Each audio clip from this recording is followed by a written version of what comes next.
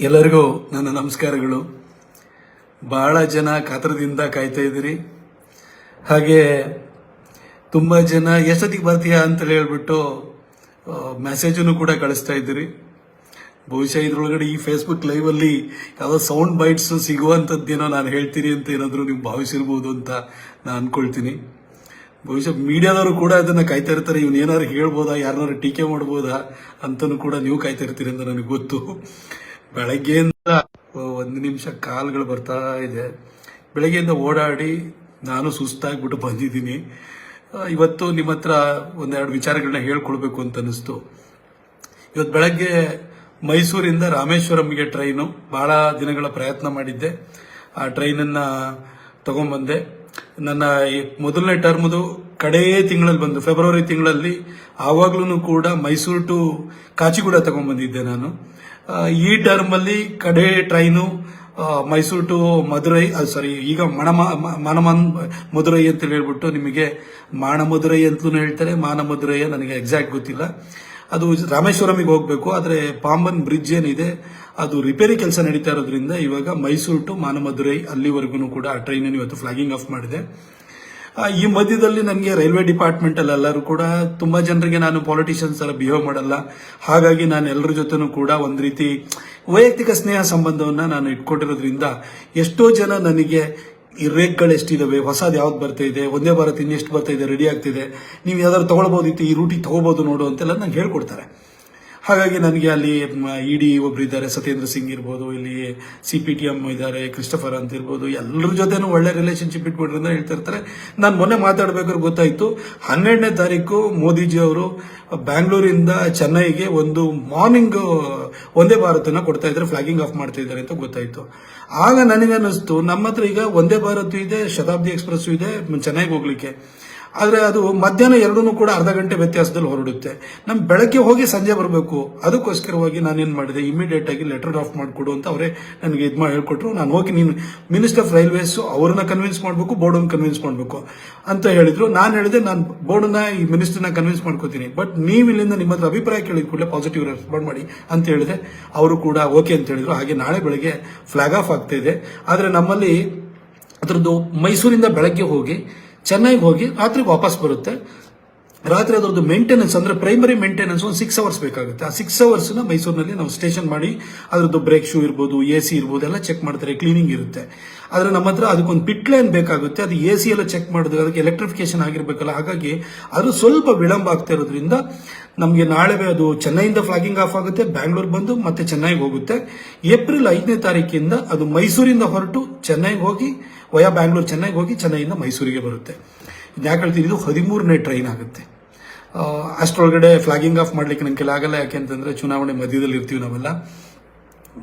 ನಾನು ಕಳೆದ 10 ವರ್ಷ, ಈಗ ಇನ್ನೊಂದು 4-5 ದಿನದಲ್ಲಿ ನೋಟಿಫಿಕೇಶನ್ ಆಗ್ಬೋದು, ಅಥವಾ ಎನಿ ಟೈಮ್ ಆಗ್ಬೋದು.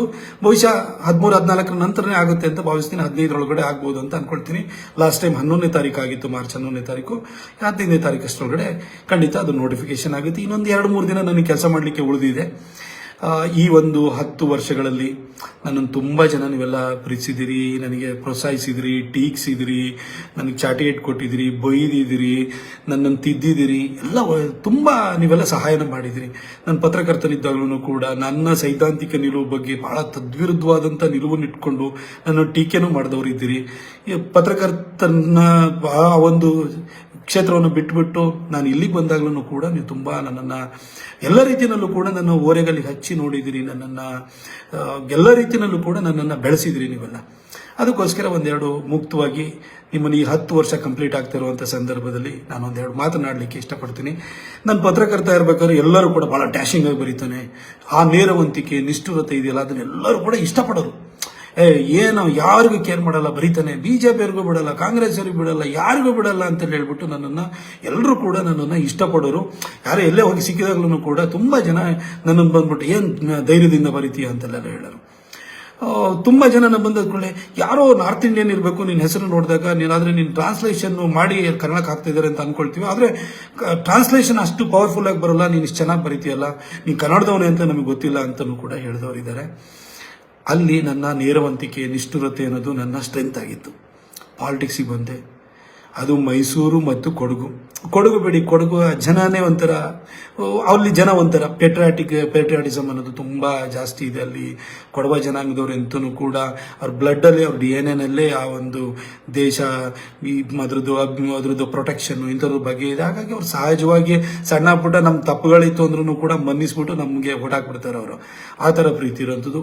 ಆದರೆ ಕುಶಾಲನಗರ ಬ್ರಿಡ್ಜ್ ದಾಟಿ ಇಲ್ಲಿ ಬಂದಾದ ಕೂಡಲೇ ನಮ್ಮ ಹತ್ರ ಜಾತಿಗಳು ಜಾಸ್ತಿ, ಒಡಕುಗಳು ಜಾಸ್ತಿ.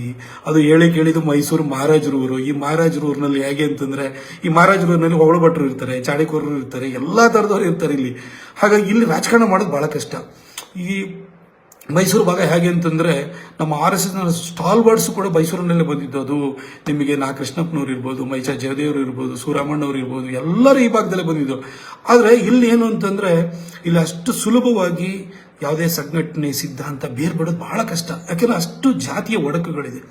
ಇದ್ರ ಮಧ್ಯದಲ್ಲಿ ನಾನು ಇಲ್ಲಿ ಬಂದು ಅಭಿವೃದ್ಧಿ ಕೆಲಸ ಮಾಡಬೇಕು, ಪಾಲಿಟಿಕ್ಸ್ ಮಾಡಬೇಕು, ಸಂಘಟನೆ ಕಟ್ಟಬೇಕು, ಎಲ್ಲ ಕೆಲಸಗಳು ನನ್ನ ತಲೆ ಮೇಲೆ ಬಂತು. ನಾನು ಅಲ್ಲಿ ಏನು ನೇರ ನಿಷ್ಠುರತೆಯಿಂದ ಬಂದು ಆ ಪತ್ರಕರ್ತನ ಅವತಾರದಲ್ಲಿ ಬಂದು ಪಾಲಿಟಿಷಿಯನ್ ಆಗ್ಬಿಟ್ಟೆ. ನಾನು ಅದನ್ನೇ ಕೂಡ ತಿರ್ಸಟ್ಟಾಗಿ ನಾನು ಮಾತಾಡ್ತಿದ್ದೆ, ಕಿರಿಕಿರಿ ಆಗ್ತಿತ್ತು. ಅಲ್ಲಿ ನಾನು ಯಾವುದೋ ಮೂಡಲ್ಲಿ ಬರೀತಾ ಇದ್ದೆ. ಇಲ್ಲಿ ಆಗಲ್ಲ, ಮೂಢನಂಬಿಕೆ ಕೆಟ್ಟಿರ್ಲಿ ಸರಿ ಇರಲಿ, ಜನರ ಜೊತೆ ಮಾತ್ರ ನಗ್ತಾ ಮಾತಾಡ್ತಿರ್ಬೇಕು. ಇದಕ್ಕೆ ಫೀಲ್ಡಿಗೆ ಅಡಾಪ್ಟ್ ಮಾಡ್ಕೊಳ್ಳೋಕೆ ನನಗೆ ಬಹಳ ಕಷ್ಟ ಆಗೋಗ್ಬಿಡ್ತು. ಮತ್ತೆ ಯಾರೋ ನಮ್ಮನ್ನು ಪ್ರೊಟೆಕ್ಟ್ ಮಾಡಲಿಕ್ಕೆ, ನಮ್ಮ ಅಪ್ಪ ಮೊದಲೇ ಸತ್ತೋಗಿ ಆಗೋಗ್ಬಿಟ್ಟಿತ್ತು. ನಮ್ಮಮ್ಮ ಯಾವುದೋ ನಮ್ಮೂರಲ್ಲಿ ಹಳ್ಳಿನಲ್ಲಿ ನನ್ನ ತಮ್ಮಂದಿರ ಜೊತೆ ಬದುಕ್ತಾಳೆ. ನನಗೆ ಯಾವ ಹಿನ್ನೆಲೆನೂ ಇಲ್ಲ, ಯಾವ ಫೈನಾನ್ಷಿಯಲ್ ಬ್ಯಾಕಿಂಗ್ ಇಲ್ಲ, ಏನಿಲ್ಲ. ಸಂಘದ ಆಶೀರ್ವಾದ, ಹಿರಿಯರ ಆಶೀರ್ವಾದ, ಬಂದೆ ಅನಾಮತ MP ಆದೆ. ಬಟ್ ಅದಾದ್ಮೇಲೆ ನನಗೆ ನಿಜವಾಗ್ಲೂ ಹೇಳ್ತೀನಿ, ಸುಸ್ತೊಡೆಯಕ್ಕೆ ಶುರುವಾಗ್ಬಿಟ್ಟೆ. ಏನ್ ಟೀಕೆಗಳು, ಇದನ್ನೆಲ್ಲ ನಿಭಾಯಿಸ್ಕೊಂಡು ಹೆಂಗಪ್ಪ ಬರೋದು. ಸಡನ್ ನಾನು MP ಆಗ್ಬಿಟ್ಟೆ. ಗ್ರಾಮ ಪಂಚಾಯತಿನ ಗೆಲ್ಸು, ತಾಲೂಕ್ ಪಂಚಾಯತಿ ಗೆಲ್ಸು, ಜಿಲ್ಲಾ ಪಂಚಾಯತಿ ಗೆಲ್ಸು. ನಾನೇ ಕಷ್ಟದಲ್ಲಿ 31,000ದಲ್ಲಿ ಗೆದ್ಕೊಂಬಂದಿನಿ. ಇವೆಲ್ಲ ಗೆಲ್ಸಕ್ಕೆ ನನ್ನ ಕೈಲಿ ಆಗುತ್ತಾ? ಅದು ಒಬ್ಬ ಲೀಡರ್ ಮೇಲೆ ಒಂದು ವಿಶ್ವಾಸ ಬರ್ಬೇಕಲ್ವಾ? ಆ ವಿಶ್ವಾಸ ಗಳಿಸ್ಬೇಕಾದ್ರೆ ಬಹಳಷ್ಟು ನಾವು ನಮ್ಮ ಅಭಿವೃದ್ಧಿ ಕಾರ್ಯಗಳ ಮುಖಾಂತರ ಜನರನ್ನ ನಾವು ಅವ್ರ ಹತ್ರಕ್ಕೆ ಹೋಗ್ಬೇಕಾಗುತ್ತೆ. ಹಾಗಾಗಿ ನನಗೆ ತುಂಬಾ ನಾನು 2014ರಲ್ಲಿ MP ಆದೆ. 2015ರಲ್ಲಿ ಜಿಲ್ಲಾ ಪಂಚಾಯತ್, ತಾಲೂಕ್ ಪಂಚಾಯತಿ ಚುನಾವಣೆ. ಪ್ರತಾಪ್ ಸಿಂಹ 1 ಸೀಟನ್ನು ಗೆಲ್ಸ್ಬಿಟ್ಟು ನಾವು ಕ್ಷೇತ್ರದಲ್ಲಿ ಅಂತಾರೆ. 1 ಸೀಟನ್ನು ಗೆಲ್ಸಕ್ಕೆ ನನ್ನ ಕೈಲಿ ನಾನೇ ತಳ ಊರ್ಬೇಕು, ಬೇರೂರ್ಬೇಕು. ಒಂದು ಚಿಕ್ಕ ಸಹಕಾರ ಸಂಘಗಳಿರ್ಬೋದು, ಕೃಷಿ ಪತ್ತಿನ ಸಹಕಾರ ಸಂಘಗಳಿರ್ಬೋದು, ಹಾಲ್ ಅಂಡ್ ಡೈರಿ ಇರ್ಬೋದು, ಈ ತರದ ಒಕ್ಕೂಟಗಳಲ್ಲೆಲ್ಲ ಇಲ್ಲಿ JDS, ಕಾಂಗ್ರೆಸ್ ಬೇರೂರಿದೆ. ಇಲ್ಲಿ ಬಂದು ನಾನು ಅವ್ರ ಜೊತೆ ಅದರೊಳಗಡೆ ಪೆನೆಟ್ರೇಟ್ ಆಗ್ಲಿಕ್ಕೆ, ಇನ್ನೊಂದಾಗ್ಲಿಕ್ಕೆ ನಾನು ಅಭಿವೃದ್ಧಿ ಕಾರ್ಯಗಳ ಮುಖಾಂತರವಾಗಿ ಜನರ ಹತ್ರ ವಿಶ್ವಾಸನ ಗಳಿಸಿಕೊಂಡು ಆನಂತರ ಅವರು ನನ್ನ ಮಾತಿಗೆ ಬೆಲೆ ಕೊಡುವಂತ ಒಂದು ವಾತಾವರಣ ಸೃಷ್ಟಿ ಮಾಡ್ಕೊಳ್ಬೇಕು. ಹಿಂಗೆ ಅನಾಮತಕ್ಕೆ ಆಗಕ್ಕಾಗುತ್ತೆ? ಪ್ರತಾಪ್ ಸಿಂಹ ಗೆಲ್ಸ್ಬಿಟ್ನ 2015 ಎಷ್ಟು ಜನ ಒಂದು ಕ್ಷೇತ್ರದಲ್ಲಿ ಜಿಲ್ಲಾ ಪಂಚಾಯತ್ ಮೆಂಬರ್ಸ್ ಇದ್ದಾರೆ, ತಾಲೂಕ್ ಪಂಚಾಯತ್ ಮೆಂಬರ್ಸ್ ಇದ್ದಾರೆ. ಆಯ್ತು, ನಾನು ಬರೋದಕ್ಕಿಂತ ಮೊದಲು ಎಷ್ಟಿದ್ರು? ನನ್ನ ಕ್ಷೇತ್ರದಲ್ಲಿ ಒಂದು ಗ್ರಾಮ ಪಂಚಾಯತಿನೂ ಇರಲಿಲ್ಲ. ಅನಾಮತ್ತಾಗಿ ನಾನು ಗೆಲ್ಸೋದಕ್ಕೆ ನನ್ನ ಮೇಲೆ ಯಾವುದೋ ಒಂದು ಪ್ರೀತಿಯಿಂದ ಜನ ಓಟ್ ಹಾಕಿದ್ರು. ಮೋದಿಜಿ ದೇಶಕ್ಕೆ ಪ್ರಧಾನಿ ಆಗ್ಬೇಕು ಅಂತ ಹೇಳ್ಬಿಟ್ಟು ಅವ್ರ ಹೆಸರಲ್ಲಿ ಗೆದ್ಕೊಂಡ್ಬಂದವನು. ಅವ್ರ ಹೆಸರಿನಲ್ಲಿ ಅಭಿವೃದ್ಧಿ ಕಾರ್ಯ ತಂದು ನಾನು ಪಕ್ಷನ ಕಟ್ಟಬೇಕಿತ್ತು. ಅದಕ್ಕೆ ನಾನು ಸ್ಟ್ರಗಲ್ ಮಾಡ್ತಾ ಹೊರಟೆ. ಎಲ್ಲರನ್ನೂ ಉಂಟಲ್ಲ, ನನ್ನ ಹತ್ರನೂ ಕೂಡ ನಾನು ಹೇಳಿದ್ದೀನಲ್ಲ, ನಾನೇನು ನಿಮ್ಗೆ ತಪ್ಪುನ ಅಥವಾ ನನ್ನ ಬಗ್ಗೆ ನಾನು ಮಾಸ್ಕ್ ಮಾಡ್ಕೊಳ್ಬೇಕು ಅಂತಿಲ್ಲ. ನಮಗೆ ಪತ್ರಕರ್ತನಾಗಿದ್ದಾಗ ಒಂಥರ ಫ್ರೀಯಾಗಿ ನಾವು ಪತ್ರಕರ್ತರಾಗಿರುವಾಗ ನಾವು ಪ್ರೆಸ್ ಕ್ಲಬ್ಗೆ ಹೋಗ್ತಾ ಇದ್ದು, ಬೇರೆ ಕಡೆನೂ ಹೋಗ್ತಾ ಇದ್ದು. ಅಲ್ಲಿ ಏನಂತಂದ್ರೆ ನಮ್ದು ಆ ಥರ ಗ್ರೂಪ್ ಬೇರೆ ಇರ್ತಿದ್ದು, ಹರಟೆ ಹೊಡಿತಿದ್ದು. ಇಲ್ಲಿ ಹರಟೆ ಹೊಡೆಯೋ ಟೈಮ್ ಇಲ್ಲ, ಜನರ ಹತ್ರ ಬೆಳಗ್ಗೆಯಿಂದ ಸಂಜೆವರೆಗೂ ಕೆಲಸಕ್ಕೆ ಹೋಗ್ಬೇಕಿತ್ತು. ಇಲ್ಲಿ ನಮ್ಮ ಒಂದೊಂದು ನಡತೆನೂ ಕೂಡ ಇಲ್ಲಿ ರಿವ್ಯೂ ಮಾಡ್ತಾರೆ ಅಂತ ಒಂದು ಪರಿಸ್ಥಿತಿ ಇತ್ತು. ಹಾಗೆ ನಾನು ಇದಕ್ಕೆ ಅಡಾಪ್ಟ್ ಹಾಕ್ಕೊಂಡು ಇಲ್ಲಿ ಬರೋಷ್ಟರಲ್ಲಿ ನಾನು ನಿಜವಾಗ್ಲೂ ಹೈರಾಣ ಆಗೋದೆ. ಆಮೇಲೆ ಮಧ್ಯದಲ್ಲಿ ನನಗೆ ಭಯ ಶುರುವಾಯಿತು. ಏನಪ್ಪ ಇದೇ ಥರ ಹೋಯ್ತು ಅಂದರೆ ಅಭಿವೃದ್ಧಿ ಕಾರ್ಯಗಳನ್ನು ಹೆಂಗೆ, ಇವೆಲ್ಲದನ್ನು ಕೂಡ ನಾನು ಯೋಚನೆ ಮಾಡಲಿಕ್ಕೆ ಆತಂಕಗಳು ಶುರುವಾಯಿತು. ಆಮೇಲೆ ನನಗೆ ಇವತ್ತು ನಿಮಗೆ ಫೇಸ್ಬುಕ್ ಲೈವಲ್ಲಿ ಹೇಳ್ತೀನಿ, ನಾನು ದೇವ್ರ ಹತ್ರ ಎದೆ ಮೇಲೆ ಕೈ ಇಟ್ಕೊಂಡು ಹೇಳ್ತೀನಿ, ದೇವ್ರ ಹತ್ರ ಹೋಗಿ ನನಗೆ ವೈಯಕ್ತಿಕವಾಗಿ ದೇವ್ರೆ ನನಗೆ ಆಸ್ತಿ ಪಾಸ್ತಿ ಕೊಡು, ನನಗೆ ಏನಾದರೂ ಇದು ಮಾಡು, ನನಗೇನಾದ್ರು ಮನೆ ಮಠ ಕೊಡು, ಇನ್ನೊಂದು ಕೊಡು. ನಾನು ದೇವ್ರ ಹತ್ರ ಯಾವತ್ತೂ ಕೇಳಲ್ಲ. ನಾನು ಹಿಂದೆನೂ ಕೇಳಿಲ್ಲ, ನಾನು ಮುಂದೆನೂ ಕೇಳಲ್ಲ. ದೇವ್ರ ಹತ್ರ ನಾನು ಕೇಳಲ್ಲ. ನನ್ನ ದೇವರು ಇವತ್ತು ಆ ತಾಯಿ ಚಾಮುಂಡೇಶ್ವರಿ, ಕಾವೇರಿ ತಾಯಿ, ನಮಗೆಲ್ಲ ನಾನು ನಂಬಿದಂಥ ದೇವರುಗಳು, ಇವರೆಲ್ಲರೂ ಕೂಡ ನನ್ನ ಈ ಸಂಸದನೆ ಮಾಡಿಬಿಟ್ಟಿದ್ದಾರೆ. ಮಾಡಾದ್ಮೇಲೆ ಇನ್ನೇನು ಕೇಳು ಅಂದರೆ ನಿಮ್ಗೆ ದೇವರು ಏನು ಕೊಟ್ಟಿದ್ದಾನೆ ಅದಕ್ಕೆ ನಾವು ಥ್ಯಾಂಕ್ಫುಲ್ ಆಗಿರಬೇಕು. ನಮ್ಗೆ ಇವತ್ತೊಂದು ಮನೆ ಕೊಡು ಅಂತ ಕೇಳ್ತೀವಿ, ಮನೆ ಕೊಟ್ಟಾದ್ಮೇಲೆ ಅಯ್ಯೋ ಇನ್ನೊಂದು ಮನೆ ಎಕ್ಸ್ಟ್ರಾ ಇದ್ರೆ ಬಾಡಿಗೆ ಕೊಡ್ಬೋದಿತ್ತು, ಅದ್ರಲ್ಲಿ 4 ಕಾಸು ಕಮಾಯಿ ಆಗೋದು, ನಮ್ಮ ಜೀವನ ಚೆನ್ನಾಗಿ ನಡೆದು ಇನ್ನೊಂದು ಮನೆ ಕೊಡ್ತಾ ಅಂತಂದ್ರೆ ಇನ್ನೊಂದು 5-6 ಮನೆ ಇತ್ತು ಅಂದರೆ ಇನ್ನೂ ಲ್ಯಾವಿಶ್ ಆಗಿ ಬದುಕಬೇಕಿತ್ತು. ಮನುಷ್ಯನ ಆಸೆಗಳಿಗೆ ಮಿತಿ ಇಲ್ಲ. ಕೊಟ್ಟಿದ್ರಲ್ಲಿ ನಾವು ಖುಷಿ ಪಡಲ್ಲ ನಾವು. ಆದರೆ ಆ ಥರ ಅಲ್ಲ. ದೇವ್ರ ಹತ್ರ ನಾನು ಯಾವತ್ತೂ ಕೇಳಲಿಲ್ಲ. ದೇವ್ರ ಹತ್ರ ನಾನು ಹೋಗಿ, ನನ್ನ ಇಷ್ಟ ದೇವರು ಯಾರು ಅಂತ ನಾನು ಹೇಳಲ್ಲ, ಆದರೆ ನನ್ನ ಇಷ್ಟ ದೇವ್ರ ಹತ್ರ ಹೋಗಿ ಹರಕೆ ಚೀಟಿ ತೊಗೊಂಡೋಗಿ ನನಗೆ ಮೈಸೂರಿಗೆ ಪಾಸ್ಪೋರ್ಟ್ ಸೇವಾ ಕೇಂದ್ರ ಬೇಕು ಅಂತ ನಾನು ಹರಕೆ ಇಟ್ಟೆ. ಅನಂತಕುಮಾರ್ ಸಾಹೇಬ್ರ ಹತ್ರ ಹೋಗಿ ಸುಷ್ಮಾ ಸ್ವರಾಜ್ ಅವ್ರ ಹತ್ರ ನಾನು ಹೇಳಿಸ್ತೇನೆ, ನನಗೆ ಪಾಸ್ಪೋರ್ಟ್ ಸೇವಾ ಕೇಂದ್ರ ಬೇಕೇ ಬೇಕು ಅಂತ ಹೇಳ್ಬಿಟ್ಟು. ಅದು ಏನೋ 2018 ಕ್ಯಾಬಿನೆಟ್ ಡಿಸಿಷನ್ ಆಗುತ್ತೆ. ಅದಾದ ನಂತರ ನಿಮಗೆ ಇದು ಆಮೇಲೆ ಮೈಸೂರಿಗೆ ಸಿಗ್ಬೋದು, ಇದು ಫಸ್ಟ್ ಟರ್ಮ್ ಎಂಡ್ ಆಗೋಷ್ಟೊಳಗಡೆ ಸಿಗ್ಬೋದು ಅಂತ ಹೇಳಿದರು. ನಾನು ಹೋಗ್ಬಿಟ್ಟು ನನ್ನ ದೇವ್ರಿಗೆ ಹರಕೆ ಇಟ್ಟೆ, ಪ್ರಾರ್ಥನೆ ಮಾಡ್ಕೊಂಡು ಬಂದೆ. ನನಗೆ ಕುಶಾಲನಗರಕ್ಕೆ ಟ್ರೈನ್ ತೊಗೊಂಬರ್ತೀನಿ ಅಂತ ಹೇಳಿದ್ದೀನಿ, ಅದು ಬೇಕು, ನನಗೆ ಈ ಪಾಸ್ಪೋರ್ಟ್ ಸೇವಾ ಕೇಂದ್ರ ಬೇಕು ಅಂತ ಹೋಗಿ ದೇವ್ರ ಹತ್ರ 2016 ಹೋಗಿ ನಾನು ಹರಕೆ ಹೊತ್ತೆ. ಅದು ಆಗಸ್ಟಲ್ಲಿ ಹರಕೆ ಹೊತ್ತೆ. ಆಮೇಲೆ ಅವರು 2018 ಕ್ಯಾಬಿನೆಟ್ ಡಿಸಿಷನ್ ಆಗಲ್ಲ ಅಂತಂದ್ರು. ಒಂದು ದಿನ ಸುಷ್ಮಾ ಸ್ವರಾಜ್ ಅವರು ಅಚಾನಕ್ ಕಾಲ್ ಬಂತು, ನಾವು ಪೋಸ್ಟ್ ಆಫೀಸ್ ಪಾಸ್ಪೋರ್ಟ್ ಸೇವಾ ಕೇಂದ್ರ ಅಂತ ಮಾಡ್ತಿದ್ವಿ, POPSK, ದ ಫಸ್ಟ್ POPSK ನ ಮೈಸೂರಿಗೆ ಕೊಡ್ತಾ ಇದೀವಿ ಅಂತ ಹೇಳ್ಬಿಟ್ಟು ಅವ್ರು ಘೋಷಣೆನ ಮಾಡಿದ್ರು. ಫೋನ್ ಮಾಡಿ ಹೇಳಿದ್ರು ನನಗೆ ಇದು ಗುಡ್ ಗವರ್ನೆನ್ಸ್ ಡೇ ಡಿಸೆಂಬರ್ 25 ಇರ್ತದೆ, 23 ವರ್ಷದೊಳಗಡೆ 3 ದಿನ ಇದೆ ಪ್ರಿಪರೇಷನ್ ಮಾಡಿ ಇನಾಗ್ರೇಟ್ ಮಾಡಬೇಕು ಅಂತ ಅನಂತಕುಮಾರ್ ಸಾಹೇಬ್ರೆ ಬಂದು ಇನಾಗ್ರೇಟ್ ಮಾಡಿಕೊಟ್ರು. ಆ ದೇವ್ರ ಹತ್ರ ನಾನು ಹರಕೆ ಹೊತ್ತಿದ್ದೆ. ನನಗೋಸ್ಕರ ಹರಕೆ ಹೊತ್ತಿಲ್ಲ, ನನ್ನ ಕ್ಷೇತ್ರಕ್ಕೋಸ್ಕರ ಹರಕೆ ಹೊತ್ತಿದ್ದೆ. ಇವತ್ತು ಪಾಸ್ಪೋರ್ಟ್ ಕೇಂದ್ರವನ್ನು ತಗೊಂಡ್ಬಂದೆ. ರಿನಿವಲ್ ಎಲ್ಲ ಸೇರ್ಬಿಟ್ಟು 1 ಲಕ್ಷಕ್ಕಿಂತ ಜಾಸ್ತಿನ ನಾವು ಕೊಟ್ಟಿದ್ದೀವಿ. ಹಾಗೆ ಕುಶಾಲನಗರದ ಟ್ರೈನನ್ನು ಕೂಡ ನಾನು ಕೇಳ್ಕೊಂಡಿದ್ದೆ. ಅದು ಕೂಡ 2018 ಬಜೆಟ್ನಲ್ಲಿ ಪಿಂಕ್ ಬುಕ್ ಅಲ್ಲೂ ಕೂಡ ಬಂದಾಯ್ತು. ಪಿಂಕ್ ಬುಕ್ ಅಂದ್ರೆ ಕನ್ಫರ್ಮೇಶನ್ ಅಂತ ಹೇಳಿ ಅದನ್ನು ತಗೊಂಡ್ಬಂದೆ. ಹೈವೇದ್ ಇರ್ಬೋದು, ಪ್ರತಿಯೊಂದು ಕೆಲಸಕ್ಕೂ ಕೂಡ ದೇವ್ರಿಗೆ ಮೊರೆ ಹೋದೆ, ಪ್ರಾರ್ಥನೆ ಮಾಡ್ತಿದ್ದೆ, ಆನಂತರ ಸಂಕಲ್ಪ ಮಾಡ್ತಿದ್ದೆ, ಬರ್ತಾ ಇದ್ದೆ. ದೇವ್ರ ಹತ್ರ ನಾನು ಕೇಳಿದ್ದೀನಿ, ನನ್ನ ಕ್ಷೇತ್ರಕ್ಕೆ ಏನೋ ಕೊಡು ಅಂತ ಹೇಳ್ಬಿಟ್ಟು ನಾನು ದೇವ್ರನ್ನ ಕೇಳಿದ್ದೀನಿ ಹೊರತು ಇವತ್ತು ದೇವ್ರ ಮೇಲೆ ನಾನು ಎಲ್ಲರ ಹತ್ರ ಸುಳ್ಳು ಹೇಳೋ ಪೊಲಿಟಿಷಿಯನ್ ಅಲ್ಲ. ನಾನು ದೇವ್ರ ಹತ್ರ ನಾನು ಇವತ್ತು ಹೋಗಿ ತಾಯಿ ಚಾಮುಂಡಿ ಹತ್ರ ಹೋಗಿ ಕೂತ್ಕೊಂಡು ತಾಯಿ ನನಗೆ ಪ್ರೊಟೆಕ್ಟ್ ಮಾಡು ಅಂತ ಕೇಳ್ಕೊಳ್ತೀನಿ, ನನಗೆ ಒಳ್ಳೆ ಕೆಲಸ ಮಾಡ್ಲಿಕ್ಕೆ ಇನ್ನೂ ಶಕ್ತಿನ ಕೊಡು ಅಂತ ಕೇಳ್ತೀನಿ, ಅವಕಾಶನ ಕೊಡು ಅಂತ ಕೇಳ್ತೀನಿ. ನಾನು ವೈಯಕ್ತಿಕವಾಗಿ ಇವತ್ತು ನಾನು ಯಾವ ದೇವ್ರ ಹತ್ರನೂ ಹೋಗಿ ನಾನು ಕೇಳಲ್ಲ, ನನಗದು ಬೇಕು ಆಗಿಲ್ಲ. ನಾನು ಯಾಕೆಂದ್ರೆ ದೇವ್ರು ನನಗೆ ಕೊಟ್ಟಿದ್ದೀನಿ, ಇಷ್ಟು ಒಳ್ಳೆ ಕೆಲಸ ಮಾಡುವಂಥ ಅವಕಾಶನ ದೇವ್ರು ಕೊಟ್ಟಿದ್ದಾನೆ. ಅದಾದ ನಂತರ ನನ್ನ ಅಭಿವೃದ್ಧಿ ಕಾರ್ಯಗಳು ನಿಮ್ಗೆ ದುಡ್ಡ ಹೇಳ್ಬೋದು. ನಿಮ್ಮೆಲ್ಲರಿಗೂ ಭಾಳ ಕಾತರ ಏನು ಅಂತಂದ್ರೆ, ಏನು ಟಿಕೆಟ್ ಸಿಗುತ್ತಾ ಇಲ್ವಾ, ಇವನೇನೋ ವ್ಯಕ್ತಪಡಿಸ್ತಾನ ಅಂತ ನೀವು ಯೋಚನೆ ಮಾಡಬೇಡಿ. ದೇವರು ಯಾವಾಗ ಎಷ್ಟು ಅವಕಾಶ ಕೊಡ್ತಾನೆ ಅದರಲ್ಲಿ ಒಳ್ಳೆ ಕೆಲಸವನ್ನು ಮಾಡಿ ಅವರಿಂದ ಶಬಾಸ್ ಅಂತ ನಾವು ಅನ್ನಿಸ್ಕೋಬೇಕು. ನಾನು ಇವತ್ತು ಯಾಕೆ ಈ ಫೇಸ್ಬುಕ್ ಲೈವ್ ಮಾಡಿದ್ದೀನಿ ಅಂತಂದರೆ, ನಾನು ಕಳೆದ 3 ದಿನದಿಂದ ಸೋಷಿಯಲ್ ಮೀಡಿಯಾ ನೋಡ್ತಾ ಇದ್ದೀನಿ, ಟ್ವಿಟರ್ ಟ್ರೆಂಡಿಂಗ್ ನೋಡ್ತಾ ಇದ್ದೀನಿ, ನಮಗೆ ವಾಟ್ಸಪ್ಪಲ್ಲಿ ಬರೋ ಮೆಸೇಜ್ ನೋಡ್ತಾ ಇದ್ದೀನಿ, ಕಾಲ್ಸನ್ನು ನೋಡ್ತಾ ಇದ್ದೀನಿ. ಅದೇ ರೀತಿಯಲ್ಲಿ ನಿಮಗೆ ನೀವು ಪೋಸ್ಟ್ಗಳನ್ನೆಲ್ಲ ಹಾಕೊಳ್ತಿದ್ರಲ್ಲ ಫೇಸ್ಬುಕ್ಕಲ್ಲಿ, ಎಲ್ಲ ಇನ್ಸ್ಟಾ ಪೋಸ್ಟ್ಗಳೆಲ್ಲ ನೋಡ್ತಾ ಇದ್ದೀನಿ. ನಿಜ ಹೇಳ್ತೀನಿ, I am thankful to my God Narendra Modiji. ನನಗೆ ಇವತ್ತು ಇಷ್ಟು ಅವಕಾಶನ ಅವ್ರ ಹೆಸರಿನಲ್ಲಿ ಗೆದ್ಕೊಂಡ್ಬಂದಿದ್ದೀನಿ. ನನ್ನ ಇಷ್ಟ ದೇವತೆ ಚಾಮುಂಡೇಶ್ವರಿ, ಕಾವೇರಿ ತಾಯಿ, ನನ್ನ ಏನೋ ಮನೆ ದೇವರು ಬೇರೆ, ಹೀಗೆ ನನ್ನ ಇಷ್ಟ ದೇವರು ಅವ್ರಿಗೆ ಯಾವಾಗಲೂ ನನ್ನ ಪ್ರತಿನಿತ್ಯನೂ ಕೂಡ ನಾನು ಏನೋ ಅವರಿಗೆ ನಾನು ಪ್ರಾರ್ಥನೆಯನ್ನು ಮಾಡ್ತಿರ್ತೀನಿ. ಆದರೆ ಪ್ರತಾಪ್ ಸಿಂಹ ಒಬ್ಬ ಸಾಮಾನ್ಯ ಪತ್ರಕರ್ತನನ್ನು ಬಂದು ಅನಾಮತಾಗಿ ಟಿಕೆಟ್ ಕೊಟ್ಟು ಮೈಸೂರಿಗೆ ರಾಮನವಮಿ ದಿನ 2014 ಏಪ್ರಿಲ್ 8ನೇ ತಾರೀಕು ಬಂದು ಮಹಾರಾಜ ಗ್ರೌಂಡಲ್ಲಿ ನಿಂತ್ಕೊಂಡು ನನ್ನ ಕೈ ಎತ್ತಿಬಿಟ್ಟು ಪ್ರತಾಪ್ ಸಿಂಹನ ಗೆಲ್ಲಿಸಿ ಅಂತ ಹೇಳಿ ಒಬ್ಬ ಪತ್ರಕರ್ತನನ್ನು ಏಕಾಏಕಿ ಸಂಸದನನ್ನು ಮಾಡಿದವರು ನರೇಂದ್ರ ಮೋದಿಜಿಯವರು. ಅವ್ರ ಹೆಸರಲ್ಲಿ ಗೆದ್ದವು ನಾನು. 2019 ಅವ್ರ ಹೆಸರಿನಲ್ಲಿ ಗೆದ್ದಿದ್ದು.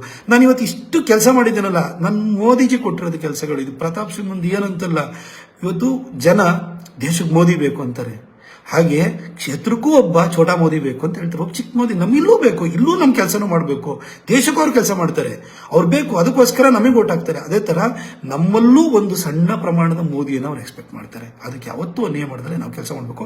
10 ವರ್ಷದಿಂದ ನಾನು ಆ ಕೆಲಸನ ಮಾಡಿದ್ದೀನಿ. 12 ಟ್ರೈನು, ನಾಳೆದು 13ನೇ ಟ್ರೈನು, ಅದು ಏಪ್ರಿಲ್ 5ಕ್ಕೆ ಬರುತ್ತೆ ಅಷ್ಟೇ. ಇಷ್ಟು ಟ್ರೈನ್ ತಂದೀನಿ. 2014ಕ್ಕಿಂತ ಮೊದಲು 10 ವರ್ಷ ಹೋಗಿ 2004ರಿಂದ 2014ವರೆಗೂ ಎಷ್ಟು ಟ್ರೈನ್ ಬಂದಿದೆ ಅಂತ ನೋಡಿ.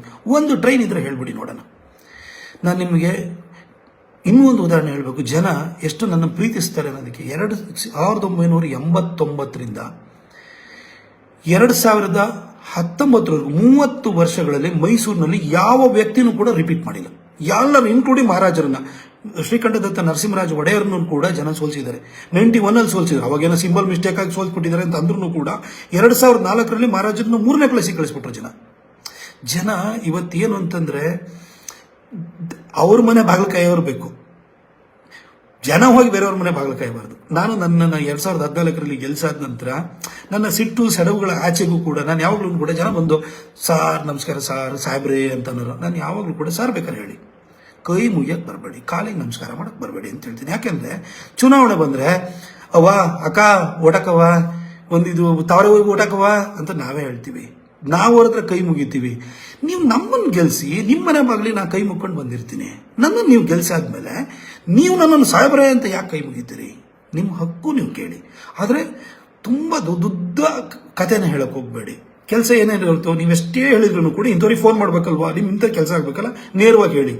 ಆಗ ನನ್ನ ಟೈಮು ಸೇವ್ ಆಗುತ್ತೆ, ನಾನು ಇಮಿಡಿಯೇಟಾಗಿ ನಿಮ್ಗೆ ಮಾಡ್ತೀನಿ. ನನಗೆ ಪೇಷನ್ಸ್ ಸ್ವಲ್ಪ ಕಮ್ಮಿ, ದಯವಿಟ್ಟು ಹಿಂಗೆ ಮಾಡಿದ್ದೀನಿ, ಅಳಬೇಡಿ ಅಂತ ನಾನು ಯಾವಾಗಲೂ ಹೇಳ್ತೀನಿ. ನಾನು ಹೇಳ್ತೀನಿ, ನನ್ನ ಮಗಳನ್ನೂ ಕೂಡ ನಾನು ಅಳೋದನ್ನು ಸಹಿಸಲ್ಲ, ನನ್ನ ಮಗಳಿಗೂ ಪೆಟ್ಟು ಕೊಡ್ತೀನಿ ಹತ್ರ. ಅದೇ ಈ ಥರ ನೀವು ಅಳಬೇಡಿ, ಯಾಕಂದರೆ ನಾನು ಕಷ್ಟದಿಂದ ಬಂದಿರೋನು. ನನ್ನ ತಾಯಿ ಹೋಟ್ಲಿಗೆ ಹಾಲು ಕರ್ಕೊಂಡು, ನನ್ನ ತಮ್ಮಂದಿರು ಹಾಕೋರು, ನಾನು ರಜೆನಲ್ಲಿ ನಾನು ಹೋಟ್ಲಿಗೆ ಹಾಲು ಹಾಕಿದ್ದೀನಿ, ದನ ಕಾಯ್ದಿದ್ದೀನಿ, ಅಲ್ಲಿಂದ ಬಂದರೆ ನೀವು ನನಗೆ ಕಷ್ಟನ ನೀವು ಕಣ್ಣೀರಿನ ಮುಖಾಂತರವಾಗಿ, ಹಾವಭಾವಗಳ ಮುಖಾಂತರ ವ್ಯಕ್ತ ಮಾಡೋ ಅಗತ್ಯನೇ ಇಲ್ಲ. ನಾನು ಕಷ್ಟದ ಜೊತೆನೇ ಬದುಕಿರೋನು. ಹಾಗಾಗಿ ನೀವು ಹೇಳಬೇಡಿ, ನೀವು ವಿಚಾರ ಹೇಳಿ ಸಾಕು ಅಷ್ಟೇ. ನೀವು ಹೇಳಬೇಡಿ ನಿಮ್ಮ ಮಕ್ಕಳ ಫೀಸು. ಇನ್ನೊಂದು ನಾನು ನಿಮ್ಗೆ ಹೇಳ್ತೀನಿ, 100 ಚಿಲ್ಲರೆ ಮಕ್ಕಳಿಗೆ ನಾನು ಕೇಂದ್ರೀಯ ವಿದ್ಯಾಲಯ ಸೀಟ್ ಕೊಡಿಸಿದ್ದೀನಿ. ಅದರಲ್ಲಿ ನನ್ನ ಆಫೀಸಿಗೆ ಬರೋರು cancer 3rd stage 4th stage ಇನ್ನೇನು ಉಳಿಯಲ್ಲ ಅಂತ ಬರ್ತಾರೆ.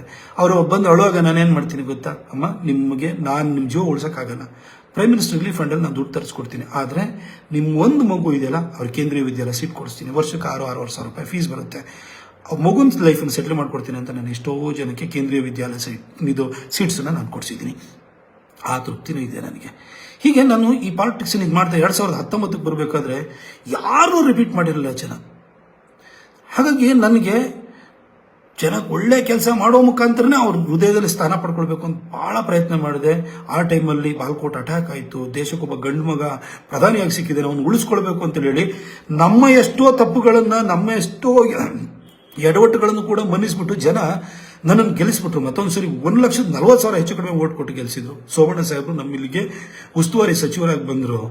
ಬೆಳಗ್ಗೆ 6 ಗಂಟೆಗೆ ಬಂದು ಎಬ್ಬಿಸಿ ಕಾರ್ಪೊರೇಷನ್ದು ಏನು ಮೋರಿ ಕ್ಲೀನ್ ಮಾಡಿಸೋದ್ರಿಂದ ಹಿಡಿದು ಎಲ್ಲ ಕೆಲಸದ ಬಗ್ಗೆ ಪಾಠ ಕಲಿಸ್ಕೊಟ್ರು ಅವ್ರು ನನಗೆ. ಅಲ್ಲಿಂದ ನಾನು ತುಂಬ ಕಷ್ಟಪಟ್ಟು ಕ್ಷೇತ್ರ ಜನ ಕೆಲಸ ಮಾಡಬೇಕು ಅಂತ ಮಾಡಿದೆ. ಇವತ್ತು ಕೂಡ ನನಗೆ ಸಂಘ, ಅವತ್ತು ಮೈಚಾ ಜಯದೇವರು ಇಲ್ಲ, ಇವತ್ತು ಸಂಘದ ಎಲ್ಲ ಹಿರಿಯರುಗಳು, ಇವತ್ತು ಅವ್ರನ್ನೆಲ್ಲ ಹೆಸರನ್ನ ಹೇಳಕ್ಕೆ ಹೋಗಬಾರ್ದು ಸಂಘದವ್ರನ್ನ, ಆದರೆ ಅವರೊಬ್ಬರು ಇಲ್ಲ ಅನ್ನೋ ಕಾರಣಕ್ಕೋಸ್ಕರ ಅವ್ರ ಹೆಸರನ್ನ ಹೇಳ್ತೀನಿ. ನನ್ನನ್ನು ಅವತ್ತು ಕೈ ಹಿಡಿದು ಬೆಳೆಸಿದ್ರು, ನನಗೆ ಟಿಕೆಟ್ ಕೊಡಿಸಿದ್ರು, ಗೆಲ್ಲಿಸಿದ್ರು. ಒಂದು ಪ್ರಯೋಗ ಅಂತರ ಮಾಡಿರು. ಯಾರಾದ್ರೂ ನನ್ನನ್ನು ಈ ಥರ ಪ್ರಯೋಗ ಮಾಡಿದ್ಮೇಲೆ ನನ್ನ ಮೇಲೆ ಇಷ್ಟು ವಿಶ್ವಾಸ ಇಟ್ಟಿದಾರಲ್ಲ, ಈ ವಿಶ್ವಾಸಕ್ಕೆ ಯಾವತ್ತೂ ದ್ರೋಹ ಆಗಬಾರ್ದು. ನಂತರ ಇನ್ನೂ ಹುಡುಗನ ಬೆಳೆಸಬೇಕು.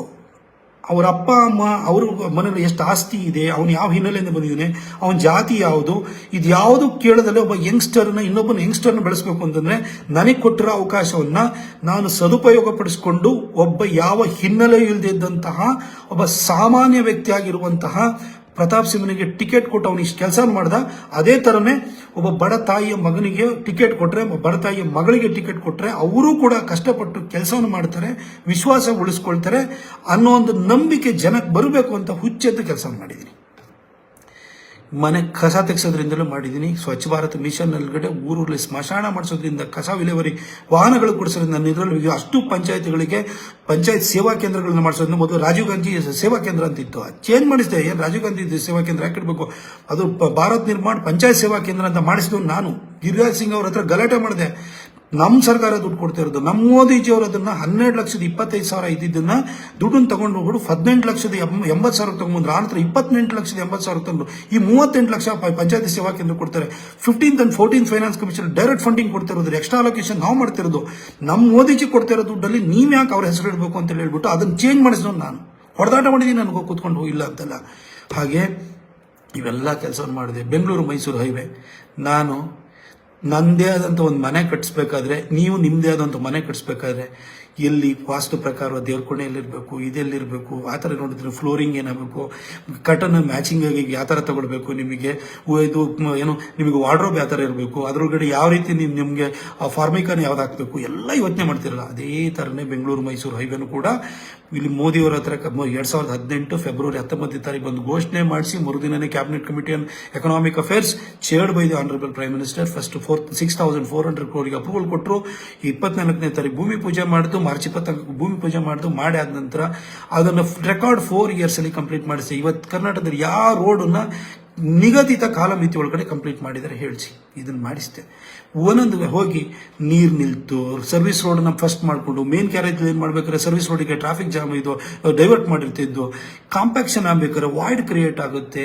ನಾವು ವರ್ಕ್ ವಿತ್ ನೇಚರ್ ಅಲ್ವಾ, ಹಾಗಾಗಿ ನಾವು ಪ್ರಕೃತಿ ಜೊತೆಗೆ ನಾವು ಕೆಲಸ ಮಾಡುವಾಗ ಸಮಸ್ಯೆಗಳಾಗುತ್ತವೆ.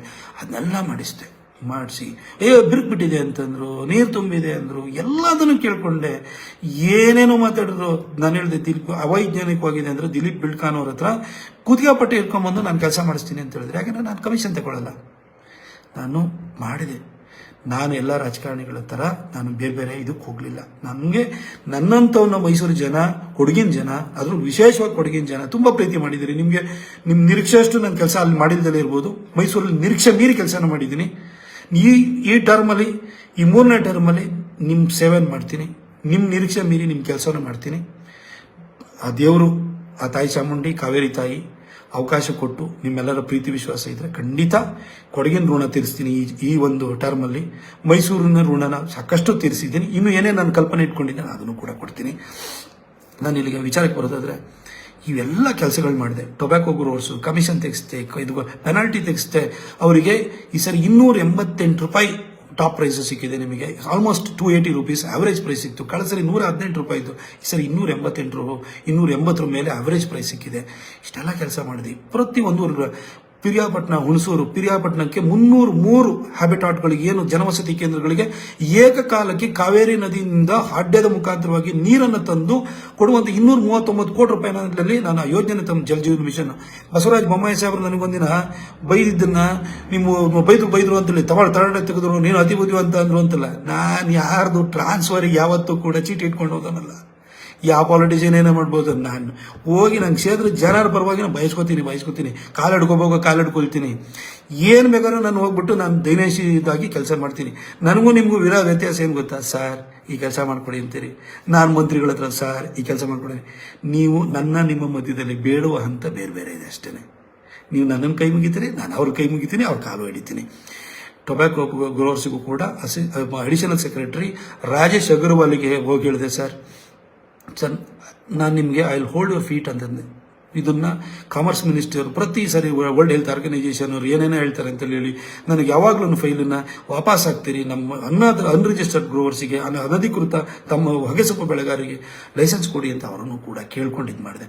ಹುಣಸೂರಿಗೆ 294 ಜನವಸತಿ ಕೇಂದ್ರಗಳಿಗೆ ಏಕಕಾಲಕ್ಕೆ ಹಳೆ ಉಂಡುವಾಡಿಯಿಂದ ಕುಡಿಯುವ ನೀರಿನ ಯೋಜನೆ ತಗೊಂಡಿನಿ 213 ಕೋಟಿ ರೂಪಾಯಿನಲ್ಲಿ. ಅದ್ರ ಕಾಮಗಾರಿ ಪ್ರಾರಂಭ ಇದೆ. 2 ವರ್ಷದಲ್ಲಿ ಪ್ರತಿ ಮನೆಯಲ್ಲಿ ಟ್ಯಾಪ್ ವಾಟರ್ ಇರ್ತದೆ. ಟ್ಯಾಪ್ ತಿರ್ಸಿದ್ರೆ ಗ್ಯಾಸು ಬರುತ್ತೆ. ಈ ಕೆಲಸ ಮಾಡೀನಿ. ಇವನೇನು ಜಗಳ ಮಾಡ್ತಾನೆ ಅಂತ.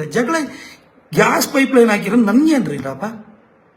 ನಾನು ಕೂತ್ಕೊಂಡು ಮೂರದಲ್ಲಿ ಬದಲಿ ಸೈಟ್ಗಳನ್ನ ಎಲ್ಲ ಮಾಡಿಸ್ಕೊಂಡು, ಯಾರೋ ಬರ್ತಾರೆ, ರೈತಂದು ಭೂಮಿ ಕಳೆದೋಗಿರ್ತದೆ, 50% ರೇಷಿಯೋದಲ್ಲಿ ಮಾಡ್ಕೊಂಡಿದ್ರೆ ನಾನು ಇವತ್ತು 100 ಕೋಟಿಗೆ ಇರ್ತಾ ಇದ್ದೆ. ನಾನು ಮೂಡಾದಲ್ಲಿ ನಾನು ಬಿದಿರುಗೂಡಿಂದ 2ನೇ ಸ್ಟೇಜ್ ನೀರು ತಗೋಬರೋದಕ್ಕೋಸ್ಕರವಾಗಿ, ಕಬ್ಬಿನಿಂದ ನೀರು ತರೋದಕ್ಕೋಸ್ಕರ 150 ಕೋಟಿಗೋಸ್ಕರ ಹೊಡೆದಾಡಿದ್ದೀನಿ. ನಾನು ಮೂಡಾದಲ್ಲಿ 50-50 ಸೈಟಿಗೆ ಹೋಗಲಿಲ್ಲ ಯಾವತ್ತೂ ಕೂಡ. ಕೆಲಸವನ್ನು ಮಾಡಿದ್ದೀನಿ ನಾನು.